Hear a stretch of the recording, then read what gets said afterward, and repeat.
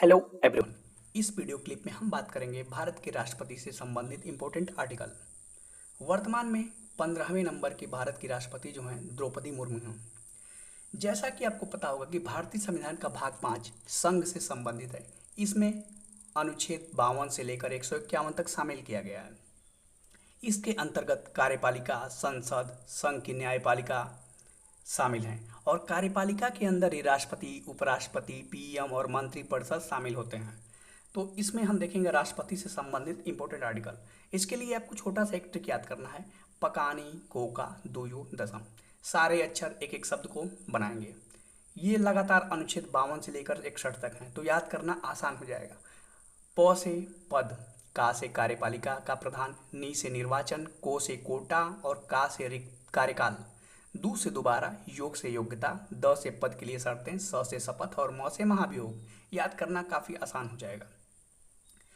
तो ये लगातार 52 से 61 तक हैं। तो देखते हैं एक एक करके क्या है ये अनुच्छेद। अनुच्छेद 52 में कहा गया है कि भारत का एक राष्ट्रपति होगा, यानी राष्ट्रपति का पद। अनुच्छेद 53 में है कार्यपालिका यानी का प्रधान, यानी संघ की कार्यकारी शक्ति जो है राष्ट्रपति में ही निहित होगी। अनुच्छेद 54 में है राष्ट्रपति का चुनाव। अनुच्छेद 55 में है चुनाव करने की रीति या कोटा। अनुच्छेद 56 में है राष्ट्रपति की पदावधि। अनुच्छेद 57 में है पुनर्निर्वाचन के लिए पात्रता। और अनुच्छेद 58 जो कहता है राष्ट्रपति निर्वाचन होने के लिए अर्हताएं। जबकि 59 में है राष्ट्रपति पद के लिए शर्तें और 60 में है शपथ तथा 61 में है राष्ट्रपति पर महाभियोग चलाने की प्रक्रिया। जबकि कुछ और अन्य अनुच्छेद हैं, जैसे कि अनुच्छेद 62 में कहता है कि राष्ट्रपति का पद अगर रिक्त हो जाए तो उस स्थिति में जो चुनाव कराने का समय और आकस्मिक रीति को भरने के लिए निर्वाचित व्यक्ति की पदावधि होगी, ये इसमें शामिल है।